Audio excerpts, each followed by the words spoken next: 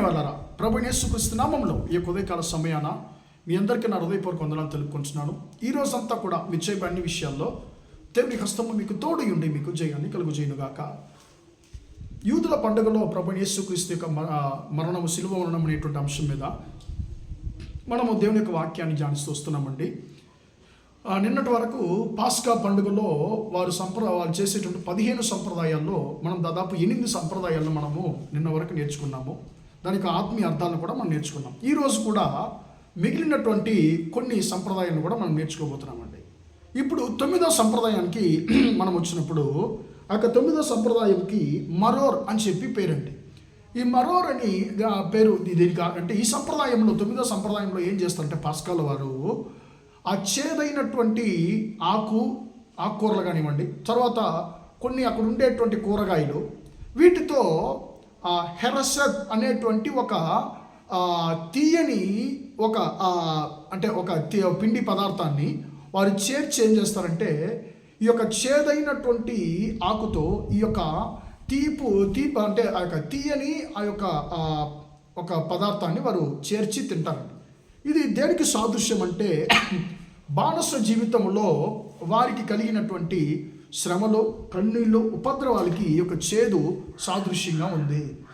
ఈ యొక్క తీపు, ఆ చేదైనటువంటి పరిస్థితుల్లో కూడా దేవుని యొక్క దయ వారికి తోడై ఉన్నది అనేటువంటి దానిని ఈ యొక్క తీయని పదార్థము సాదృశ్యపరుస్తుంది. ప్రియమైన బిడ్డలారా, అప్పుడు ఈ యొక్క 9వ ఆ యొక్క సంప్రదాయంలో వారు చేదైనటువంటి యొక్క పదార్థాలను అంటే ఆకుకూరలు తిన్నా కూడా ఆ యొక్క తీపు అనేది వారికి కొంచెము ఆదరణ కలిగిస్తుంది, తినడానికి కొంచెము అది కుదురుతుంది. దీని అర్థం ఏంటి? అయ్యా, మా చేదైనటువంటి మా ఐగుప్తు బానిస జీవితంలో నీ యొక్క కృప మాకు తీయనిదిగా ఉన్నది అని దేవుని యొక్క కృపను బట్టి వారు దేవుని స్తుతిస్తారండి. ప్రియమైన దేవుని బిడ్డలారా, 9వది మనం 10వది మనం చూసినట్లయితే ప్రియులారా, ఆ 10వ యొక్క సంప్రదాయం పేరు కోరేగ్ అని చెప్పంటారండి. 9వది మరోర్, ఇప్పుడు 10వది కోరేగ్ అని చెప్పంటారు. ఈ కోరేగ్లో నిర్గమకాండము 12వ అధ్యాయము 8వ వచనం ప్రకారము వీళ్ళు ఏం చేస్తారంటే ఆ పాస్కా బలి గొర్రె యొక్క మాంసాన్ని, ఆ పులియని రొట్టెను, మాడ్జా అనేటువంటి పులియని రొట్టెను చేర్చి వారు భుజిస్తారండి. ప్రియమైన దేవుని బిడ్డలారా, ఇది వారికి 10వ యొక్క సంప్రదాయము. ప్రియమైన దేవుని బిడ్డలారా, 11వ సంప్రదాయము ఏంటంటే మనం చూసినట్లయితే సుల్హాన్ ఓరేగ్ అని చెప్పి అంటారండి. సుల్హాన్ ఓరేగ్ అని చెప్పి అంటారు. ఇందులో ఏం చేస్తారంటే ఆ యొక్క సెడర్ ప్లేట్ అని పస్కా ఆ యొక్క బల్లలో ఉండేటువంటి ఒక ప్లేట్లో ఉన్న మిగిలిన ఆహారాలు తింటారండి. అంటే కోషియర్ ఫుడ్ అని చెప్పి అంటారు. కోషియర్ ఫుడ్ అంటే పాస్కాలో తినడానికి అర్హత కలిగిన భోజనాలు అని అర్థం అండి. కోషియర్ అంటే అర్హత కలిగిన అని అర్థం అండి. అప్పుడు కోషియర్ ఫుడ్ అర్హత కలిగిన భోజనాలు, తినడానికి అర్హత కలిగిన భోజనాలు అనేటువంటి కొన్ని భోజనాలు, అంటే కొన్ని ఏ తినాలి అని చెప్పి దేవుడు చెప్పాడు కాబట్టి ఆ యొక్క ప్లేట్లో ఉండేటువంటి ఆ యొక్క కోడిగుడ్డు కానివ్వండి, మిగిలిన కొన్ని పదార్థాలు వాళ్ళు అన్నిటినీ భుజిస్తారు. భుజించి ఇప్పుడు ఏం చేస్తారంటే ఒక ఆశీర్వాదాన్ని చెప్తారు.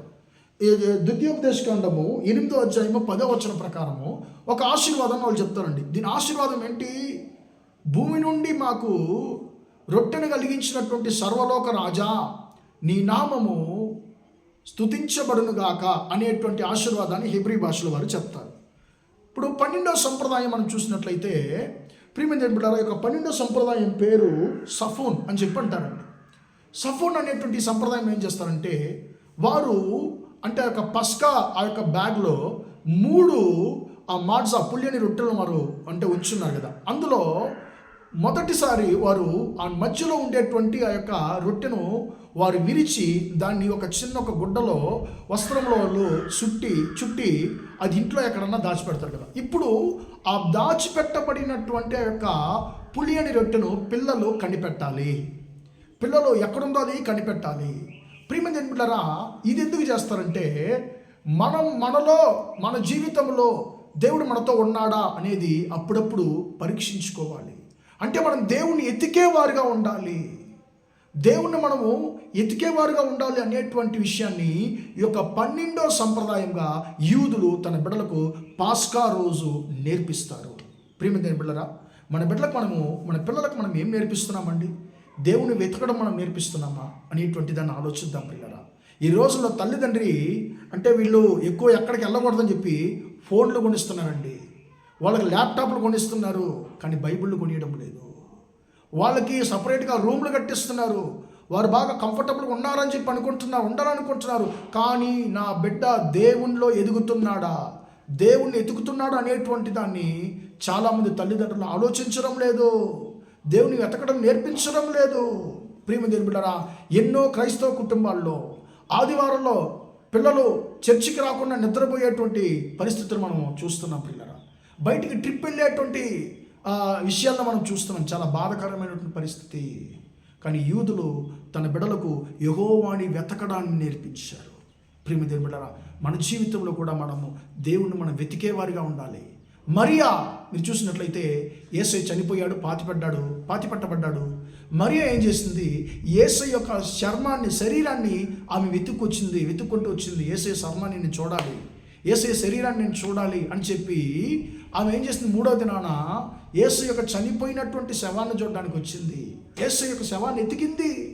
ప్రియమైన దేవుని బిడ్డలారా, ఆమె యేసయ్యని వెతికినటువంటి ఆ యొక్క ఆసక్తిని దేవుడు చూశాడు. కాబట్టి యేసయ్య చనిపోయిన వాడుగా కాదు, మరణాన్ని గెలిచిన సజీవుడిగా తన తండ్రి యొద్దకు కూడా వెళ్ళడానికి ముందుగా మరియాకు ప్రత్యక్షమయ్యాడు. కారణం ఏంటో తెలుసా? ప్రియమైన దేవుని బిడ్డలారా, మరియా యేసయ్యను వెతికేటువంటి స్వభావం గలదిగా ఉన్నది. కాబట్టి మన జీవితంలో కూడా మనం దేవుణ్ణి ఎతకడము ఎలాంటి పరిస్థితుల్లో మనము వదిలిపెట్టకుండా ఉన్నప్పుడు మనము దేవుని మనం కనుగోగలమండి. ఎతుకుని మీకు దొరుకునని చెప్పి దేవుడు వాగ్దానం చేస్తున్నాడు. మన జీవితంలో మనం ప్రతిరోజు దేవుని వెతికేవారుగా ఉండాలి. ప్రార్థన చేద్దామా? దేవుని చిత్తం అయితే చివరి 3 సంప్రదాయాలు మనము రేపు ధ్యానించుకుందామని ప్రార్థన చేద్దాం. ప్రేమగల మా తండ్రి, దయగల దేవ, ఇంతవరకు ఈ మాటలు విన్న తండ్రి, నీ బిడ్డలు మీరు దీవించండి, ఆశీర్వదించమని ప్రార్థిస్తున్నాను. అయ్యా, పాస్కా పండుగలో తండ్రి ఒక 9 10 10 11 12 సంప్రదాయం గురించి తండ్రి మాతో మాట్లాడని నీకు స్తోత్రం అయ్యా. తండ్రి స్తోత్రం, మేము నిన్ను వెతికేవారిగా ఉండాలి అనేటువంటి దాన్ని తండ్రి మాకు నేర్పించావు. దాన్ని బట్టి స్తోత్రం అయ్యా. మేము తండ్రి స్తోత్రం ఎలాంటి పరిస్థితుల్లో కూడా నిన్ను వెతకడం తండ్రి వదిలిపెట్టకుండా తండ్రి నిన్ను వెతకడానికి కృప దయచేయమని ప్రార్థిస్తున్నాము. అయ్యా, ఈ యొక్క మాటలు వింటున్న నా ప్రియ సహోదర సహోదరులకు అందరికీ కూడా తండ్రి ఈ యొక్క కృపను దయచేయమని యేసయ్య నామములో ఈరోజంతా కూడా చేసే అన్ని పనులలో తండ్రి మీ ఆశీర్వాదం తోడుని నడిపించమని యేసయ్య నామములో ప్రార్థించి అడిగి వేడుకొంచున్నాను తండ్రి. ఆమేన్, ఆమేన్. ప్రియమైన వాళ్ళరా, దేవుడు మిమ్మల్ని దీవించి ఆశీర్వదించును గాక. Praise the lord.